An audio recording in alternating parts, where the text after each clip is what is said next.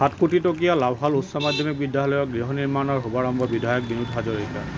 কেন্দ্ৰীয় চৰকাৰৰ RIDF 29 আঁচনিৰ অধীনত অসম চৰকাৰৰ 7 কোটি টকা ব্যয় সাপেক্ষে উৎকৃষ্ট মানদণ্ডৰে নিৰ্মাণ কৰিবলৈ লোৱাত আজি লাভাল বিধানসভা সমষ্টিৰ বিধায়ক বিনোদ হাজৰিকাই কামৰ শুভাৰম্ভ কৰে। মহাৰজত জয়ন্তী বৰ্ষ আৰম্ভণিৰ প্ৰাক মুহূৰ্তত বিদ্যালয়খনি সম্পূৰ্ণ হৈ উঠিব। ইয়াৰ লগে লগে বিধায়কগৰাকীয়ে ঐতিহ্যমণ্ডিত বিদ্যালয়খনি নিৰ্মাণ হ'বলৈ লোৱাত সন্তুষ্টি প্ৰকাশ কৰাৰ লগতে অসম চৰকাৰক কৃতজ্ঞতা প্ৰকাশ কৰে।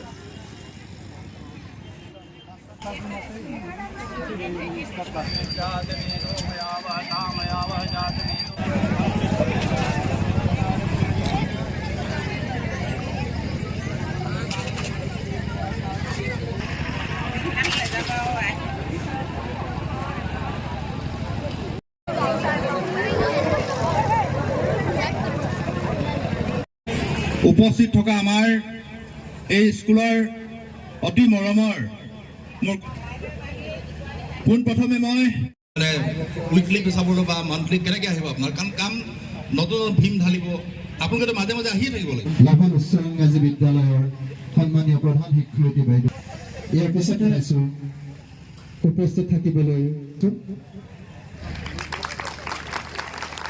ইয়াৰ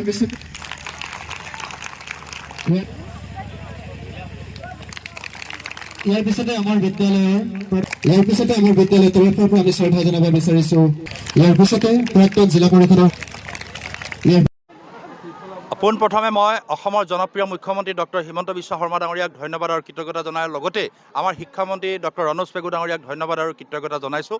যিহেতু তেখেতলোকৰ প্ৰয়াস আৰু প্ৰচেষ্টাৰ কাৰণে মাননীয় মুখ্যমন্ত্ৰীৰ যি সপোন যে আমাৰ গাঁৱৰ সেই স্কুলবিলাক চাহ বাগিচা স্কুলবিলাক ডেভেলপমেণ্ট কৰিবৰ কাৰণে বা ইনফ্ৰাষ্ট্ৰাকচাৰবিলাক চেঞ্জ কৰিবৰ কাৰণে যিটো তেখেতে পৰিকল্পনা প্ৰস্তুত কৰি ইতিমধ্যে প্ৰতিটো বিধানসভা সমষ্টিত প্ৰায় 2খনকৈ আমাক এই ধৰণে হাইস্কুল আৰু হায়াৰ ছেকেণ্ডেৰীবিলাকৰ পুনৰ নিৰ্মাণ কৰি নতুনকৈ মডেল হাইস্কুল হায়াৰ ছেকেণ্ডেৰী কৰিবৰ কাৰণে যি 7 কোটি টকাকৈ তেখেতে আগবঢ়াইছে মই সেইকাৰণে মাননীয় মুখ্যমন্ত্ৰীৰ লগতে ডক্টৰ ৰণোজ পেগু ডাঙৰীয়াক ধন্যবাদ আৰু কৃতজ্ঞতা জনাইছোঁ। আৰু এই ধৰণে একেবাৰে জৰাজীৰ্ণ হৈ গৈছিল আমাৰ লাহোৱাল উচ্চ ইংৰাজী বিদ্যালয়খনৰ যথেষ্ট ইয়াৰ ইনফ্ৰাষ্ট্ৰাকচাৰবিলাক পুৰণা হ'ল লাহে লাহে বেয়াৰ দিশে ঢাল ল'লে আৰু ইয়াৰ শিক্ষক শিক্ষয়িত্ৰীসকলেও মোক আহ্বান জনোৱাৰ পিছত মই যিহেতু 2খন স্কুল পাইছিলোঁ সেই সময়ত ডিলিমিটেশ্যন হোৱা নাছিল।